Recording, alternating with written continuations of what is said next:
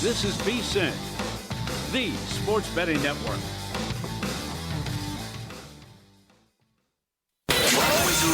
Follow the money. That's what I always say. You always follow the money. Yeah. This is Follow the Money with Mitch Moss and Paulie Howard on VSiN.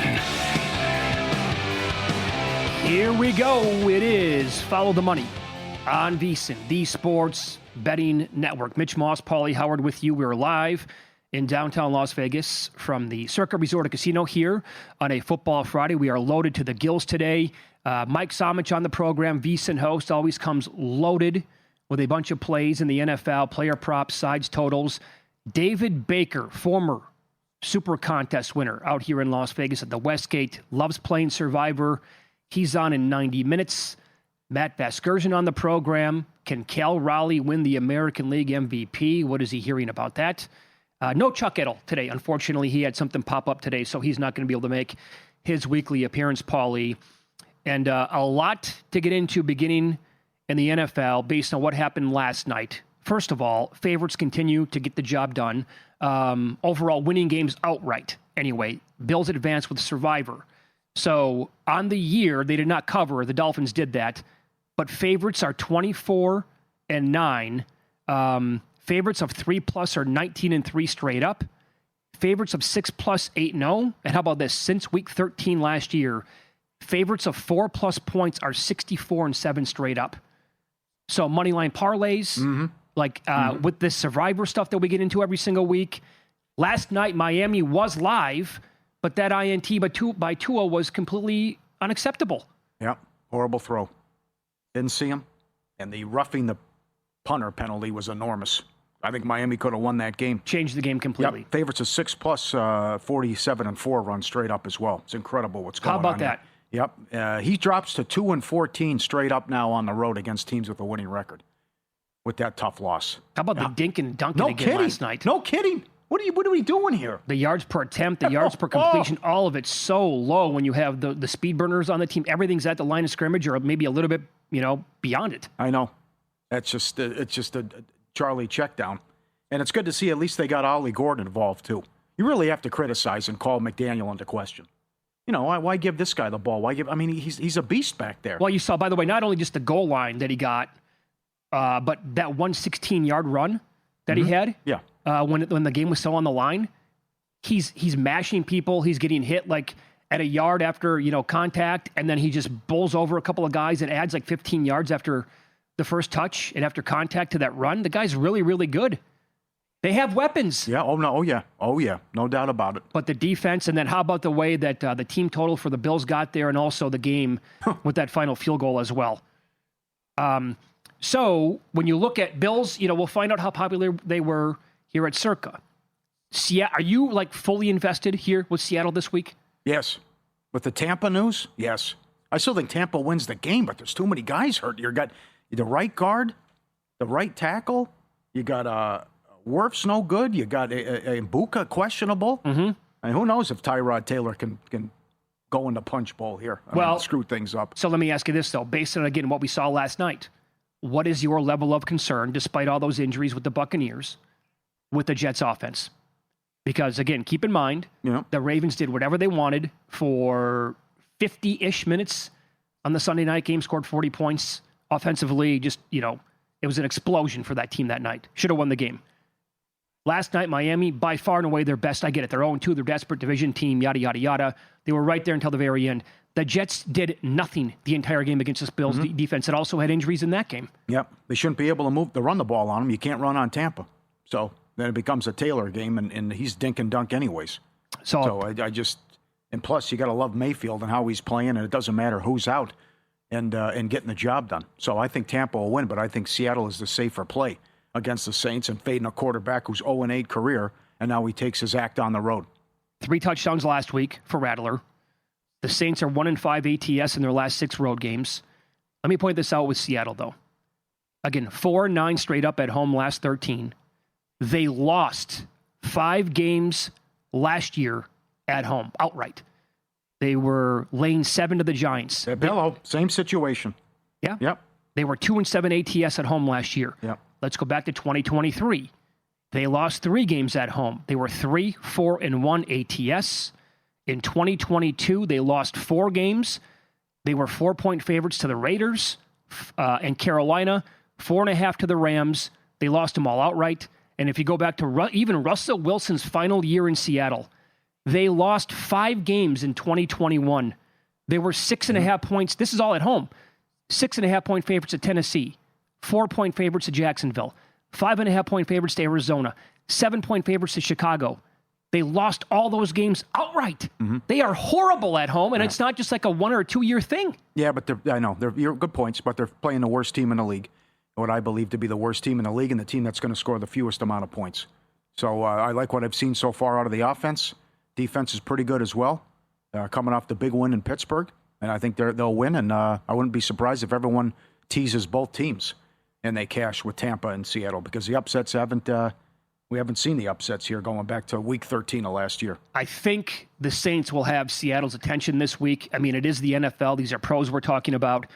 But even Leonard Williams this week told the media, quote, "I think that any given Sunday is something that's just so real and believable in this league. Literally any week, any team can win. So you never want to overlook a team." That's one guy. But you like to hear that from Seattle as actually money on the Saints now here at Circa. That's down to 7.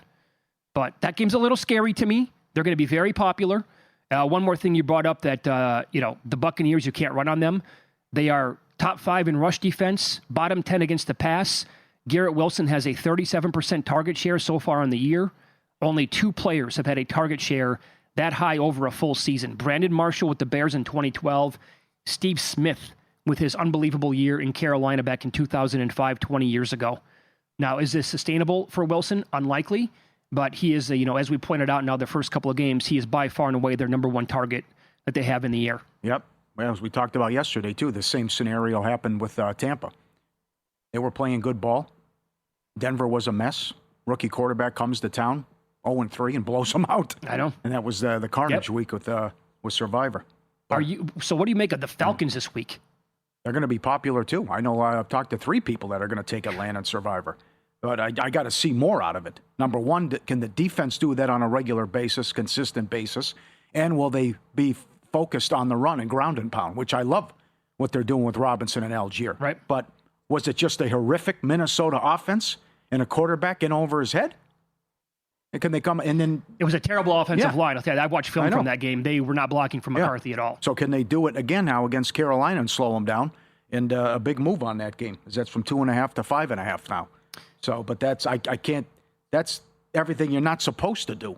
Road team, division game, all of it. But I think that's a little aggressive. But again, I wouldn't be surprised if Atlanta punks them and runs all over that bad defense. So Bryce Young, I'm not going to really look too much into this game, but I will point it out. In his the last game against Atlanta last year in the regular season, he threw for 252, had 3 touchdowns and 2 more on the ground. Put up a huge fantasy day. The Falcons in that game could not pressure him at all. As you said, 6 sacks against Minnesota last week. And Bryce Young was 35 of 55. This was all done in the fourth quarter for the most part against Arizona. 328 yards passing. He's never had back-to-back games of 300 yards or more. But again, going back, Carolina has covered 5 straight games as a home dog, and they're 8-2 ATS over their last 10. Mm-hmm. So there was that angle again. Desperate 0-2 teams. They certainly qualify this year, covering games at a 67% clip over the last 15 years. Miami on the road last night, they got the job done, catching all those points. And, it's coulda, woulda, shoulda. But without that roughing the punter and also the horrible INT by Tua, I don't know, maybe that game goes to overtime. If they score a touchdown, by the way, do they go for 2 there? I don't think he would have done that. Because Prater was so bad on the first field goal attempt, too, I think. I think he would have kicked it. Yeah. He was way off on that kick. I know, it wasn't even close. But, also, can Atlanta keep this up? 4th in pressure rate and sack rate. And we'll see if they can do that not only Sunday, but keep that going. And I tell you, if they can do it, I don't mind Morris, Coach of the Year. They probably have to win the division in order for that to cash. But you got to like the Bulls selection, too. Maybe for Coach of the Year, too. Because even with all these injuries now, if they can grab the 1 or the 2 seed? Well, I'll point out, I think Atlanta is, I know they lost the first game to Tampa Bay. I think Atlanta is no doubt live to win that division. Yeah. They had a bad game. They admit it, and they couldn't run the ball, and they kind of got away from it too fast, too. But they also needed one stop, and they couldn't get it. So they felt they let that game slip away, and Tampa Bay stole, and I agree with them. There's also this. It feels like there's at least one team every single year. They're just snake-bitten. The injuries won't stop.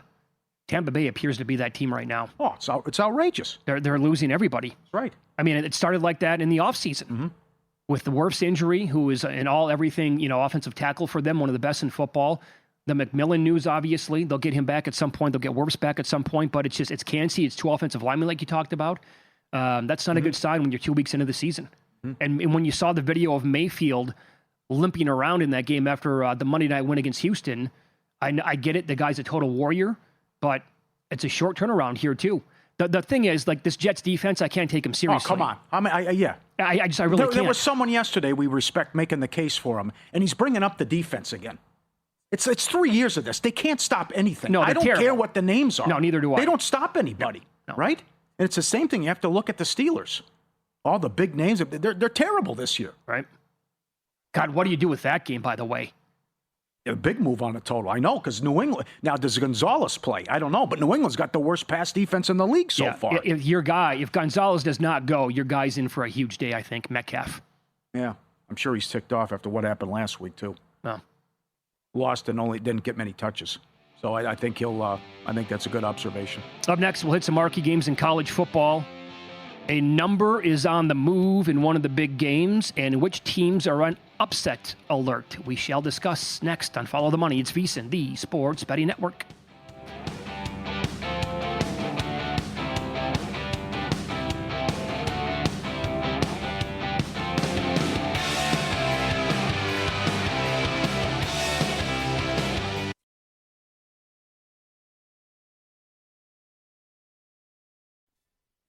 This is VSiN, the Sports Betting Network.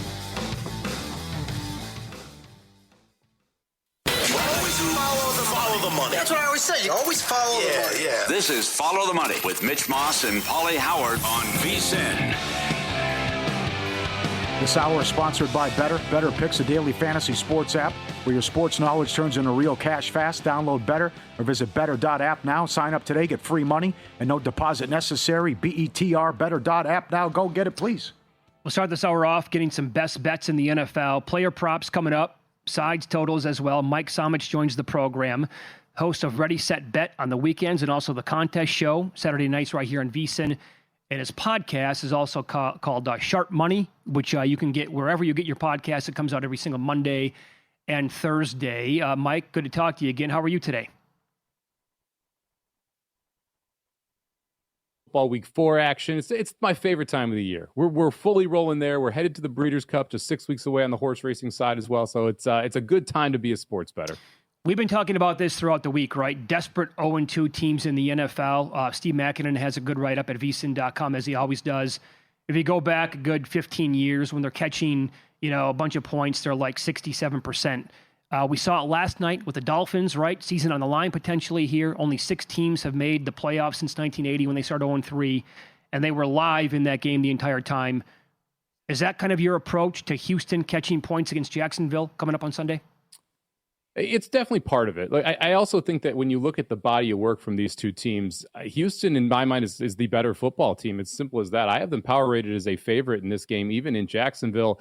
They played 2 division winners last year, the Bucs and the Rams in week 1 and week 2. And they took both of those teams down to the final possession. The Rams were able to score late. They were driving back the other way, fumbled the football. You flip it around, game 2, they had the lead late, and the Bucs able to score on the final possession of the game there. Those are 2 very, very close games. You look at Jacksonville and who they've played. It was a Carolina team that was absolutely sleepy, awful on offense in game 1. And then they got the Bengals without Joe Burrow, a game they probably should have won by 17 points based on just how that game played out, the interceptions that we saw from Browning, and the fact that they had the ball in the red zone multiple times, didn't come away with points, yet they end up losing that football game. I'll take the better defense. I'll take the better overall team. I'll catch the 1.5 here with Houston. I also like this quite a bit as a teaser leg because I do lean toward the under. I don't think that there's going to be a boatload of points in this game, which means if you can tease Houston up to 7.5 with the current 1.5 line, that's also a good play here. There's a lot to like with this Charger team. We already know we like the coaching staff. Herbert's a rock star. The defense has been awesome, even with the injuries. But they got good news on Mac. There's a lot of negativity here now with Denver. Nix keeps turning the ball over, and you couldn't stop Indiana Jones. What do you think of the Chargers? Yeah, you look at that. Yeah, they swept them last year, and now they're a short home favorite. Sorry. Yeah, you look at that game last week, and really Nix's his overall performance this year, 3 drives that he was very good in. That was the first 3 drives against Indianapolis. Outside of that, he's been one of the lower-ranked quarterbacks. You go over to PFF.com, he's actually the second worst quarterback that's been starting across the entire NFL when they look at their grades. And his real issue has been when teams force him to dink and dunk, he just hasn't been willing to. You look at what this Chargers defense wants to do. They want to play a too-high zone shell. They're going to force you to be able to methodically go down the field. We saw it against the Raiders on Monday night, where the Raiders were just forced to have these long drives, these drawn-out drives, and Geno couldn't make a mistake. We saw 3 of those from him. The Chargers really never even opened it up on the offensive side. And you mentioned it. Look, Pat Surtain's hurt right now. There's not enough being talked about this. He busted up his knee in week 1. He wasn't himself in week 2. When you go and watch the film, it just wasn't the same Pat Surtain.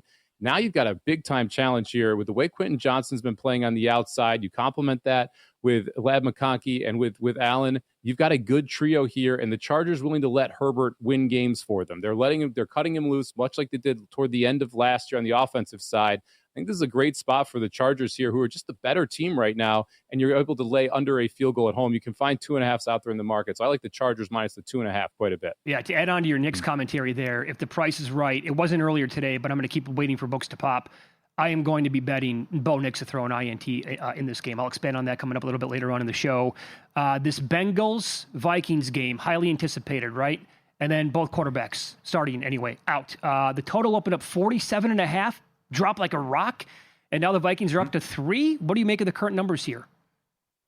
Look, this is a wild game to handicap because, as you mentioned, we're missing 2 quarterbacks. On the Bengals side, it's a little bit easier to project out what you're going to expect. We saw Browning in 2023. He went 4-3 as a starter. We saw him in a lot of time last week where he's able to feed the ball to Jamar Chase. He knows how to get T. Higgins involved. He understands this offense and has been inside of this offense for years. I like the consistency you have on that side. Don't love the fact that they lost their cornerbacks or that you have to keep an eye on them in the injury report for this upcoming game. I look to the other side, though, and I don't know if Carson Wentz is an upgrade or a downgrade. I just left my number neutral for the Vikings here because I do believe Wentz has the ability to be successful inside this offense. We saw him with the Rams play in a similar offense, so it's not like this is completely new to him, but he did join this team in late August, so didn't play through the full training camp. I just lean toward the points here. I like the +3 with the Bengals because I feel like they're a little bit more of a known quantity. The Vikings are also incredibly banged up. They may get Darrisaw back on the offensive line, but they're missing 2 other starters. So you're going to miss at least 40% of the offensive line, possibly 60%. And they've got 4 or 5 injuries on the defensive side as well. I'm just not sure how they keep up with the Bengals. And I do think the Bengals still are able to put up points here. One of my favorite plays of the week is to go over in this game. It was as low as 41.5. There's still a couple 41.5s in the market. If not, I still like the over 42. However, that is a key number. So make sure you shop around, see if you can get that 41.5. But we're sitting here with a Bengals defense, a banged up Vikings defense, Jamar Chase, T. Higgins, and Justin Jefferson on the field, and the totals in the low 40s. I get that we've got new quarterbacks, but to me, that just makes absolutely no sense. I think this game should be lined closer to 45, so I'll take the over here on 41.5 or 42, depending on the number you can get. All right, a lot of props in there make a lot of sense. So you know Samich, he likes to fire and give out a lot of props, and he loves to ladder. How about CeeDee Lamb against this bad Bears defense? Yeah, great transition there because I was just looking at how high I can go with CeeDee Lamb. I love Lamb and Pickens this week. I think if you want to go 100 yards on either of them, you can make a case for it. Lamb is sitting at 100 yards plus 170. Pickens is sitting at 100 yards plus 350. I love the Lamb over. You can get 81.5 out there in the market. To me, that is just way too low against a Bears defense that's now missing their number 1 cornerback for the year and has really struggled down the field. This is also a Cowboys offense I think people are kind of underrating. Dak Prescott is healthy right now. And when Dak Prescott's healthy and you've got weapons on the outside, they're going to be efficient on the offensive side. This also could be a game where they're trying to keep up with the Bears because of their defense as well. Bland's still on the injury report. Yeah. We're not sure if we're going to get him on Sunday. So I love Pickens. I love CeeDee Lamb. You can get CeeDee Lamb 130 at 4.5 to 1, 130 reception yards. I think you can take Lamb all the way up there if you want to because he is going to get fed by Dak Prescott in this game, and the Bears secondary just doesn't really have an answer for it. So I played over 81.5. I played 100 at plus 170. I'd play him up to 130 at 4.5 to 1, and I don't mind looking at Pickens either, who's sitting right around that 56-yard mark. Very good. Breece Hall under rushing makes total sense. You can't run against Tampa. And a JSN over receiving yards? Absolutely. This guy's been fantastic. Yeah, the Breece Hall one's pretty simple, right? You mentioned it's this Tampa run defense. We had Nick Chubb under 51.5 rush yards last week. They gave him a 25-yard touchdown run. He still didn't sniff the 50-yard mark.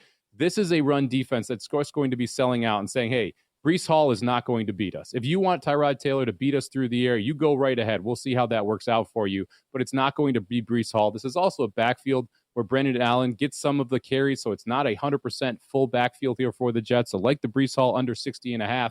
And then, JSN, man, Jackson Smith-Njigba, he's been phenomenal. And he had a much more difficult matchup last week against the Pittsburgh defense and Jalen Ramsey out there. This week, he draws a much lighter defense in the New Orleans Saints. There's nothing people can do for him right now. Everyone knows that he is going to get the football, yet he's still putting up 100-yard games. He's still lined at the 73.5 mark, which is kind of like the lower-end wide receiver. When you look at some of these totals, that makes no sense to me. He's the go-to guy here in Seattle. I'd keep an eye as well on the Kenneth Walker III rushing props in this game. Charbonnet was announced doubtful for the game on the injury report. Mike McDonald came out and said that he is officially doubtful. He does not think he's going to play. Once we get those rushing props reposted, it's going to be Kenneth Walker, Walker's backfield. I think he has a shot to have a big game against the Saints defense that's not exactly stout against the run. Great analysis. Okay, how about this one now? Tyler Warren has been, the talk of the country basically as a rookie. At some books, moved to the short shot to win Offensive Rookie of the Year. On Wednesday, DNP. Limited on Thursday, limited today, now deemed questionable for the game. I know you want to go over with him, but does that change your opinion at all on it? Well, I want to see if he's in the game. That's going to be the key to me, because if he is in the football game, he's going to be a go, and he is the number one target in this Colts offense just 2 weeks into his rookie season. Daniel Jones loves finding him, and he's exceptional after the catch as well. So he's someone who's getting a ton of targets and high-quality targets, too. This is a Tennessee defense I want to target tight ends against. Everything fits for Warren to be able to go over his total. He's at just 47.5 yards. So like him quite a bit at that number if he is in the game, but you got to keep an eye on the injury report there on Sunday morning to see if he's a go. I absolutely love someone on the Tennessee side, and that's Calvin Ridley. He's sitting at 52.5 reception yards in this game. Like, I don't think we have seen close to the best from the Tennessee Titans so far this year. Week 1, they've got to go to Denver. That is just an awful spot for a rookie quarterback at altitude against that defense and that pass rush. Rush close to 50% of the time. Week 2, they draw the Rams defensive line. That caused mass amounts of havoc in the backfield for Cam Ward again, not really able to get to his wide receivers. Week 3, much lighter test here against the Indianapolis Colts. Cam Ward should have more time to throw. Calvin Ridley, the number one target getter right now on the Colts, should be the main beneficiary of that time. I think Ridley's lined up to have a big game, and he's sitting at just 52.5 reception yards. Let's take the over. Quickly here, you like Devontae Adams over as well this week? I do. Look, he's lined wrong. Puka Nacua is 20 yards higher. Devontae Adams has 21 targets to Nakua's 20. There's only been 60 targets so far in this offense for the Rams. So 66% have gone to Nacua and to Adams, and yet there's a 20-yard gap, even though Adams has one more target through 2 weeks. I think they're going to look for Adams here against the Philadelphia Eagles this weekend. He's sitting at 57 or 59.5, just 3 yards up from the 56.5 last week. I think Adams and Nacua should be right around the same price, and right now you're getting a 20-yard discount on Adams. Very good. Mike's podcast, along with Patrick Maher, is called Sharp Money here at VSiN. It comes out every single Monday and Thursday. Mike, thanks so much for the time today. We appreciate that. Good luck this weekend. You got it. Good luck this weekend, boys. Yeah, he was on the Progressive guest line. More games in the NFL coming up. We'll get into the matchup for the champs again. Doesn't look too hot for them on paper. And here are the alarming numbers next.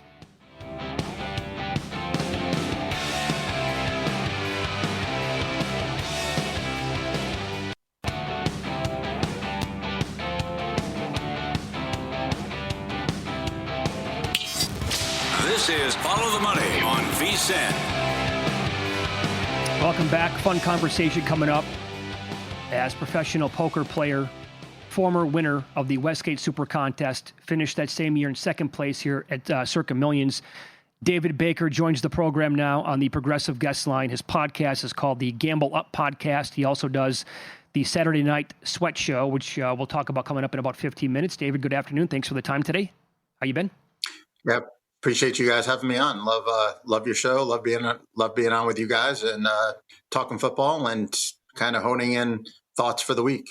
So of the teams that you told us that you were super high on to begin the year, The Colts were one of them. You liked them. You liked their chances. You thought it was going to work out okay with Daniel Jones. Well, I mean, my God, they've been electric. 0 punts in the first 2 games, first time ever. We're just learning right now that Latham and Sweat are going to be out for the Titans in this game. And we just talked about this. Like, if they're not going to be playing, Jonathan Taylor going to have a huge week again. Are you in that same boat?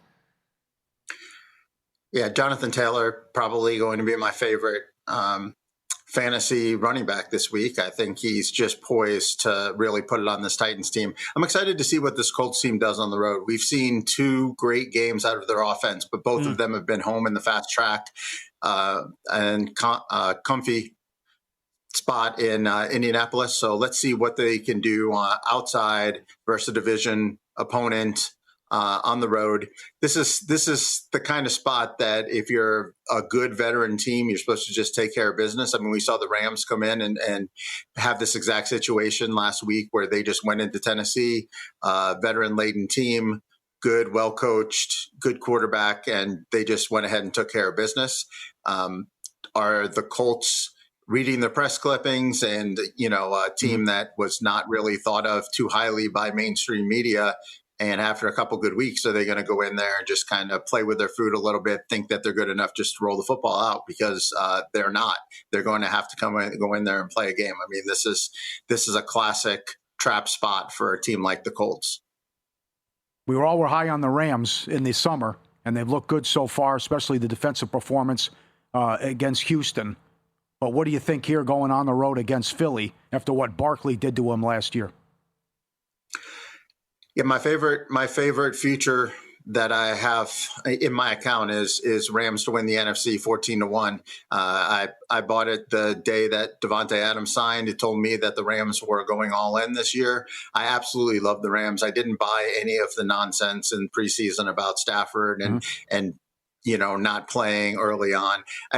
It's just classic Rams where they don't play their guys and they don't really value the beginning, the preseason and some of that work. And they just know that they're good enough to roll it out there.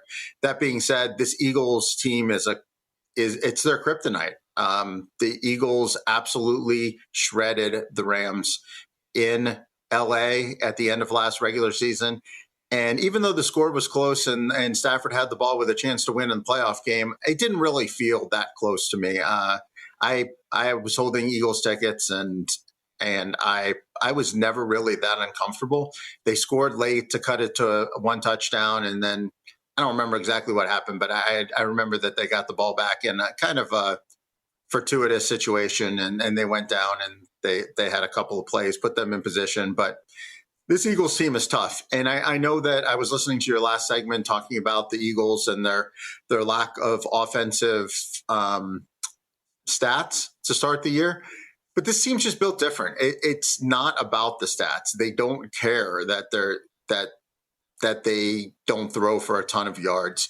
They score and they move the ball when they need to. They're able to put 10-minute, 15-play drives on the board. They're able to convert their 3rd and 4th and 1s and 2s like nobody else. The tush push is just such a weapon, and Saquon Barkley just ran through this Rams defense the 2 times they played in the regular season. So I'm kind of expecting a little bit the same. I think we might have a little Eagles fatigue as a football nation, kind of like we have with the Chiefs and we did with the Patriots back in the day.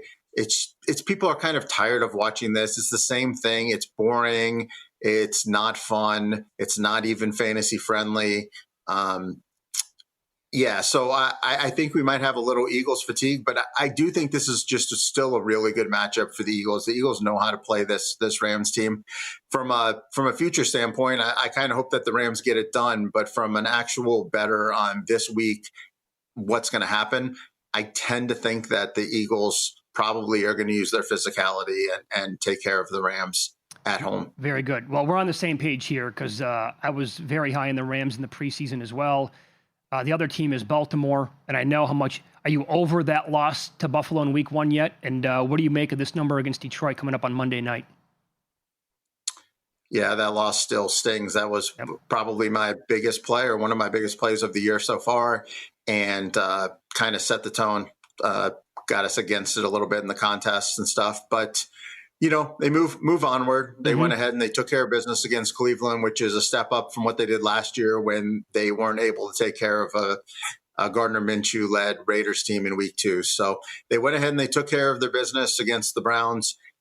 This Lions team, I was never out on them after the Packers game. I know that this Lions team is good. I know that this Lions team is a Super Bowl contender. But I can't get out of my head a couple years ago when Detroit went to Baltimore and just could not stop them. The Ravens team, to me, is just clearly the best team in football.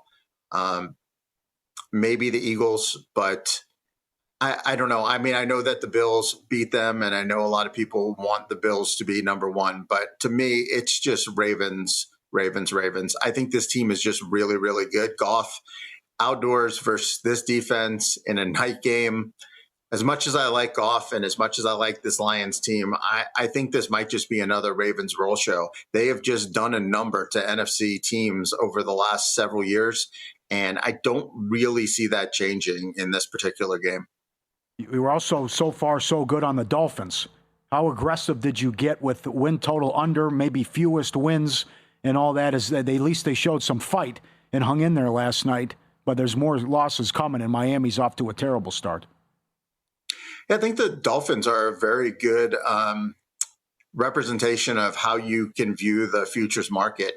Either the Dolphins were going to come together and they were going to gel and they were going to be a decent team and they were going to exceed their win total, or they were going to be a complete dumpster fire and implode. And so there was really no reason to go under their normal win total of, I think it was 7.5 or maybe 8. There's no real reason to do that because it's basically, they're either going to be good and finish with 9 or 10. You're going to lose that bet, or they're going to win 4.5. They're going to win, 4.5 games. And in that situation, you might as well just get the plus money and get the, +2, +250, find a number that you're comfortable with, whether it's 5.5 or 4.5. There are some teams that are just always going to kind of finish around their win total. I think the NFC West is a perfect example for that. All these teams are relatively equal. They're probably all going to be within a game or two of their win total. But the Dolphins, to me, were just a team that screamed, 4-13, blow it up. Tyreek gets traded week 6. McDaniel gets fired, and Tua maybe even gets benched. Possibly also gets hurt. That's also an option. With him, we know about his concerns. So I think the Dolphins were just a perfect candidate for that. I was impressed with them last night, but that kind of happens. Sometimes these teams that are up against it, they get their division opponent on the road. They're 0-2. It's kind of like a kitchen sink game. Let's go out there and just give it everything we have. And then if it doesn't work out for us, then we go ahead and we blow this thing up, or we quit on our coach, or whatever that happens. The next week is really pivotal for the Dolphins. I mean, having the Jets at home on Monday Night Football for the entire nation again. Yeah. If they lose to the Jets team, the team in their division they're going to be fighting for last. It's officially over for the Dolphins, and you can go ahead and bookmark them for a 3-14 or 4-13 type season. If they beat the Jets, then you might get another couple weeks because they have the Panthers next, so they might have a little turnaround. Think sports, start getting paid for it with Better Picks, the daily fantasy sports app where your sports knowledge turns into cash. Sign up today, get a free $10 cash and no deposit necessary or needed. When you do deposit, you earn up to $200 in bonuses.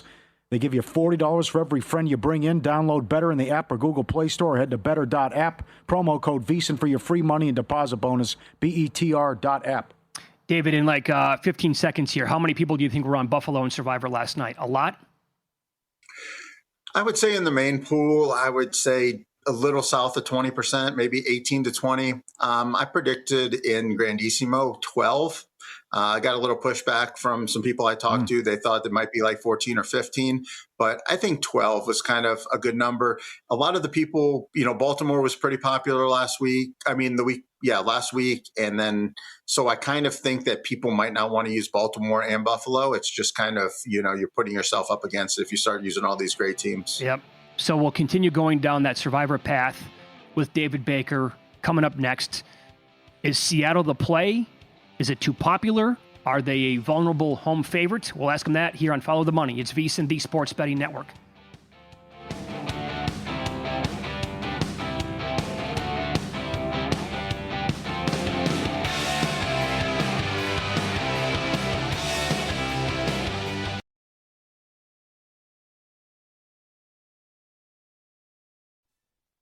This is VSiN, the Sports Betting Network.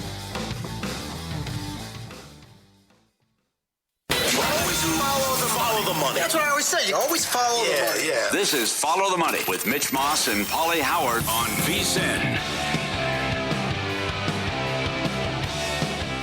Good to have you on board today. We're live in downtown Vegas. Circa Resort Casino is a spot. Thanks for watching on YouTube TV, listening on Sirius XM channel 158, or any of the great affiliates we have from coast to coast. In this hour, more Week 3 games coming up in the National Football League, player props to look at, contest selections, and our best bets for the weekend as well. Right now, we head out to the Progressive guest line to talk a little Major League Baseball as the great Matt Vasgersian joins the program, MLB Network. He's in Colorado for Rockies and Angels tonight. Matt, good to talk to you as always. How are you? Can you believe that Fox or ESPN didn't pick up this Rockies-Angels game tonight? We are very fortunate that we got to do it on FanDuel. So, yeah, we're happy to be here. Well, I thought maybe Apple TV instead of Kershaw's final start at home. How does that sound? Yeah. I don't think that was a hard call for them. This is going to be fun tonight this weekend, but the Kershaw game's a big deal today. That's going to be fun as well. No doubt. Well, let's begin here, and we can get into all that stuff with you. But MLB.com put out a story, I think it was this morning, where they talked to 14 front office people about the American League MVP. Not voters, front office people. 7 gave the award to Cal Raleigh, 6 to Aaron Judge, and 1 person voted it a tie. What do you make of that result, and are you hearing anything around the grapevine regarding this award? That's where we are right now, right? With people changing their minds and a very, very kind of split vote on this right now. Most of the writers that I talk to and most of the quote unquote baseball people that are in my world are unfortunately East Coast people. So there's a big Judge sentiment there. There are a lot of guys that have already decided it's going to be Judge. Oh. However, yeah, there are guys that have decided that it's Judge. If Cal Raleigh gets to 60, you've got to think differently. If Cal Raleigh gets to 62, it's Cal Raleigh. If he matches Judge's single-season home run record in the American League, it's Cal Raleigh. And people are finally starting to come around, I think, to the role he plays. Clearly defensively, when you're a catcher, you're impacting the game not just when the ball is hit to you, but on every single pitch. Look at the starters' ERAs by catcher, and granted, Raleigh is the primary guy, but almost all of their numbers are lower with Cal back there. He's a switch hitter. He's hit more homers left-handed than the leaders on 22 teams. But then again, if you look at Judge and the big gap, the disparity between batting average, on base, slug, and then of course OPS, you can't vote for anybody but Aaron Judge. This is why it's a fascinating vote. I mean, I don't think it's going to end in a tie. It's only happened once, right? 79, Stargell and Keith Hernandez. It's the only MVP tie in the history of the voted award. And for it to break as a tie, it would be freakish this year. Uh-huh. But I couldn't make up my mind, honestly. So I'd say for people that want to buy in on this, if you can find Cal Raleigh at 3-1, and I heard you talking about this last week, guys, and Paulie, you were in on 3-1. Why not? Because there's value there. Everybody's minds are really mixed up on this award. I cannot believe there are people who have their mind made up with the important games that are still left. And what you just said, can he get to 62? Can he get to 60? Do they win the division? All of that as well. To me, that's a crime. But he's going to have to. He's going to have to go on a heater to get to 62. And when you look at the schedule, he's got Hunter Brown tonight on the road. Houston bullpen's been a little leaky. There's a chance he could click one or two over the weekend. Then it's Colorado and the Dodgers. Yes. And I'm not sure if those games will be relevant for the Dodgers the final weekend of the season. We know their bullpen's been bad, but there's a chance he could click next week for 3-4 homers. They come in bunches for this big donkey, man. He can hit 3 or 4 in a night. That's right. So getting to 62 would be awesome. Yes. How about tonight? It's fascinating. I think the Dodgers are inflated here with the price. Robbie Ray has good numbers. The Giants are 22-9 in his starts. Kershaw, one of the greatest of all time. But how long does he go? Can the Giants get to him? What do you think of the Dodgers, like $1.80 favorite? And what do you think of Kershaw props in his final home start? Yeah, I was really interested in that. And the Kershaw strikeout numbers that I saw were 4.5s. and the hits allowed number was also 4.5. I don't know what the outs total would be, but I don't think there's a realistic chance that he goes beyond 5 innings, especially if they have a lead. As bad as the Dodger bullpen has struggled, you have Kershaw for 5 with a lead. You got a chance to get him out of there and win his final start. And I think Dave Roberts won't extend him past that. So I know there are a lot of places. I know DraftKings and FanDuel and MGM do outs recorded. I don't think he goes beyond 5 tonight. Beyond that, I really don't have a feel. He's great at home. Yeah. And, Robbie Ray was not good in his last start, but he's had a very good year. So there's probably value on the other side of it. He's 14.5 over minus 220 at DraftKings. Oh, my good. 220. 220. That's your big boy. Boy, of course, they put it right where it needs to be, right? Maybe the easy way is Robbie Ray. Giants are 22-9 when he starts. There you go. There's probably value there. I think you're right. And don't poo-poo what you're on tonight. I mean, still the Rockies need to have a win, or they can set the record for futility here. They get swept by the Angels. They go to Seattle and San Francisco, as you talked about. How about a prop here? Does Trout get it done tonight and get off the schneid and hit number 400? Tonight's the night, Paulie. Tonight's the night. Not only because Bradley Blaylock has really struggled at home, and this guy's given up 7 homers. I'm looking at his home numbers here. 24 innings of work, 42 hits in 24 innings. ERA of 12.5 at home. 7 homers in 24 innings. Not only do I think Trout gets one tonight, I think it clicks him in the first inning. And sneaky inside intel. He had 2 hits yesterday, hit the ball hard 3 times in Milwaukee, starting to come out of it. A minor technical adjustment that he is personally very excited about. So tonight's the night. Tonight's the night. Again, calling his shot first inning, he says. So you can bet on this, right? You can bet on the result of the first at-bat for a lot of these guys. I'm trying to find that right now, what that could be. Man, I didn't know you could get that deep into a home run market. That's interesting. Yeah, and typically, how about this? First home run of the game tonight, Mike Trout 8-1. Ooh. He's batting second. Love it. He's batting second. There's only one guy that could do it before him. I mean, it's Denver, so all the crazy stuff is in play. How about this? And I also like Pete Alonso tonight. He is scorching hot right now. Scorching hot in terms of, I think he's homered in 4 in a row. What if you put those together? Well, there you go. Okay. Well, Trout, little ticket. You're damn right. Trout's plus 250, and then you can put it with Alonso as well. I mean, it sounds like they're throwing him a cookie. You're so confident. What else do you like here with some of the props? Michael Lorenzen's making a spot start tonight. He's back in the rotation, and I like Michael a lot as a pitcher, but he's had some trouble here the last couple of months. And if you look at where he's been hurt, it's on his curveball, his sinker, and his cutter. So I've talked about this before with you guys. If you reverse engineer it and you look at the Toronto lineup, and lefties have hurt Michael a little bit more than right-handers, who's the lefty in the Toronto lineup that feasts on that palette of pitches? It's Dalton Varsho, whose numbers are also much better away from Rogers Center this year. And he's very good against lefties. And Dalton Varsho's a guy that I'd put a little asterisk next to on the schedule tonight. Okay. I love that kind of information. By the way, I found it. The result of Mike Trout's first plate appearance tonight is 15-1. Who's got that? That MGM. Nice. For a homer? For a home run, yep.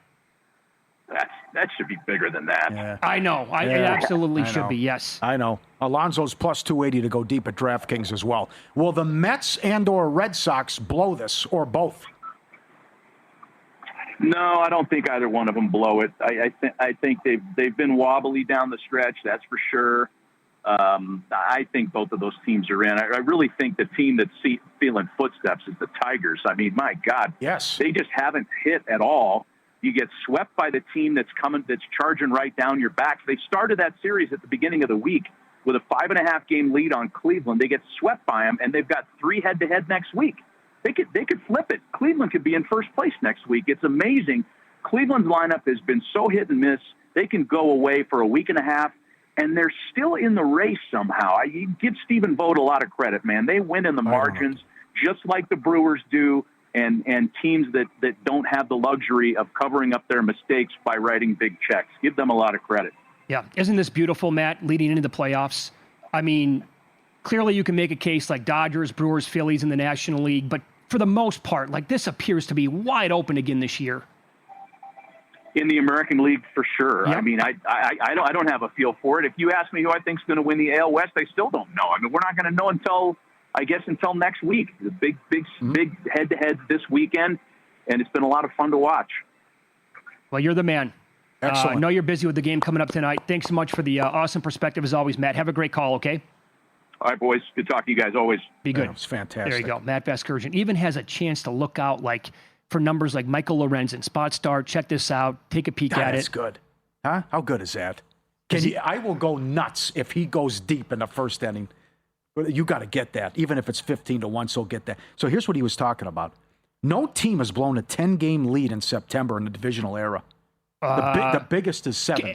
Hold on. What were the Cardinals back in 2011? Hey, I'm going by the notes. I think no that team has blown a 10-game lead in September in the divisional era. That's what their lead was. Yeah, I don't think it was 10. I think it was like 9.5 that they were back by.